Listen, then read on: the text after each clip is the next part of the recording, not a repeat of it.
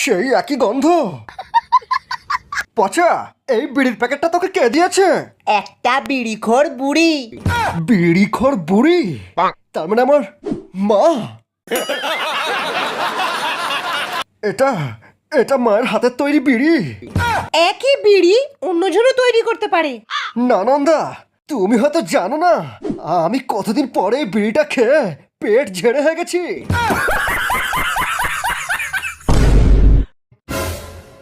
মা,